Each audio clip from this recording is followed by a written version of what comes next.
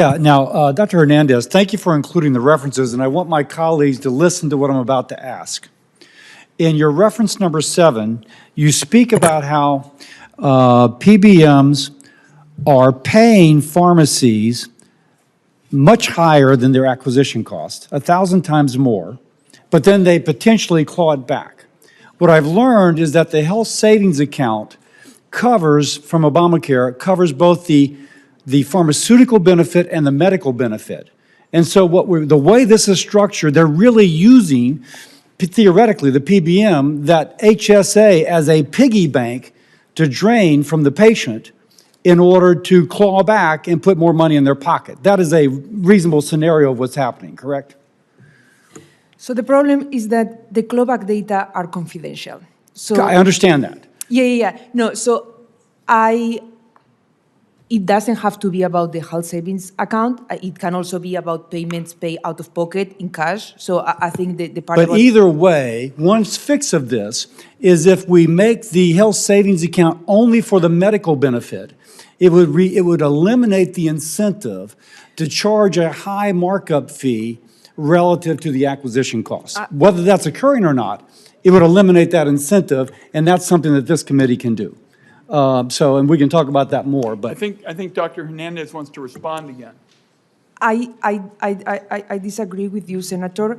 I do think we need to prevent these markups. I think they should be prevented through increased oversight of the PBMs, because the problem with excluding the pharmacy benefit from the health savings account is that then patients may not be able to use it for things like expensive drugs for cancer. And, I think that's concerning, because if you think the more expensive drugs are brand name drugs, right? And then there's also generic drugs. So I think The alternative would not be to make the patient pay for it out of pocket.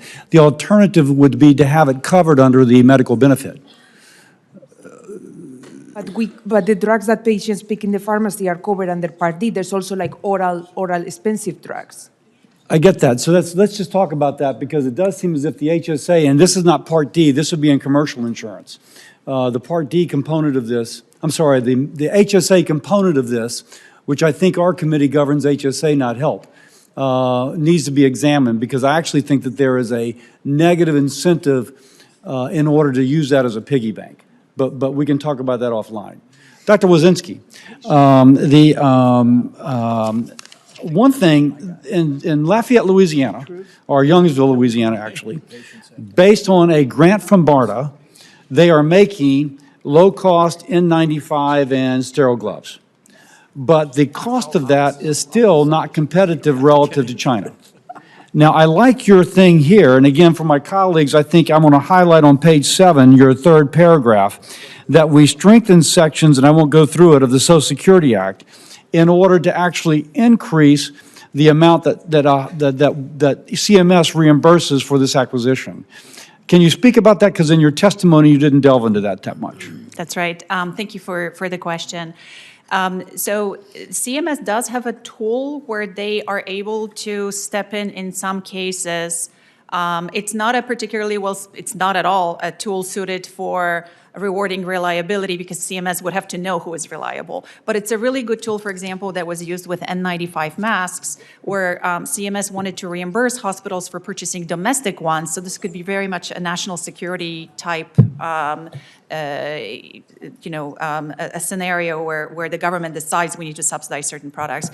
But the problem is the way the statute is structured is that CMS can only reimburse the IPPS or OPPS share. So let's say that I'm a hospital, I have a choice of buying $1 masks and $2 masks. Or a little bit more expensive generic domestically produced versus one produced overseas with unknown reliability. That's right. But if there is a price difference, I'm only going to get reimbursed for half of it, or if I am doing my IPPS is half. And that makes no sense as an economic agent. I'm not going to do it. I will have to spend twice the amount of money that I'm going to get reimbursed for. This committee could close that gap and think of certain situations. Now, so let me stop you, because I think you've made the point. But you don't want to continue to prop up inflated price. In Youngsville, they're continually putting in efficiencies to lower their net cost. And so how would you structure this so as to continue to incentivize lower costs for domestic production? Yes, that's actually really important. This is, I think, where it should tie in with an HHS supply chain coordinator role. If we are going, CMS doesn't know which products would need to be, for national security reasons, need to be propped up, right? They need to be told by that. There needs to be an assessment of what is vulnerable to geopolitical risks and whatnot. And so in a coordinator role like this, they can also be assuring that if there's only one domestic manufacturer, that they're not going to start charging $1,000 per piece if the government is going to fully reimburse it. So they could have contractual agreements on the front end that if you're going to participate in this program, we're going to make sure you're not going to jack up the price. Sounds great. And could I have the indulgence to have one more question, Dr. Weston? Dr. Weston, you talk about how do we reimburse more for certain drugs in order to, the same sort of thing. You have to have a pull-through. You may have domestic manufacturing, but if you don't have a pull-through. When I was in the House back in 2012, I introduced the Patient Access to Drugs in Shortage.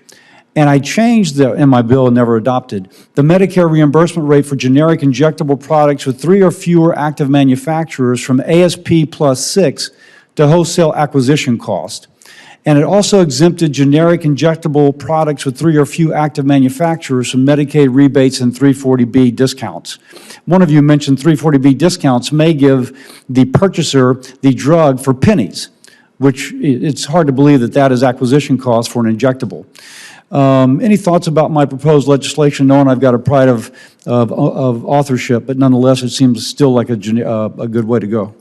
Senator Cassidy, thank you for the question. I'd be happy to provide more answers to that in detail offline because I know we're past time, but I think in general, the idea of being able to look at these drugs in shortage and being able to perhaps call out these drugs specifically to have a different reimbursement mechanism such that they're not pennies on the dollar, as you said, and basically having a race to the bottom cost-wise. So I think that your bill, I'm not familiar with the specifics of it, but I'm happy to look at it and get back to you.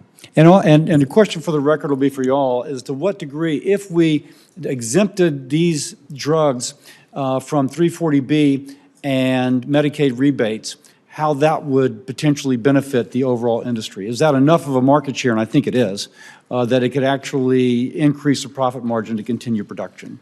With that, I yield. I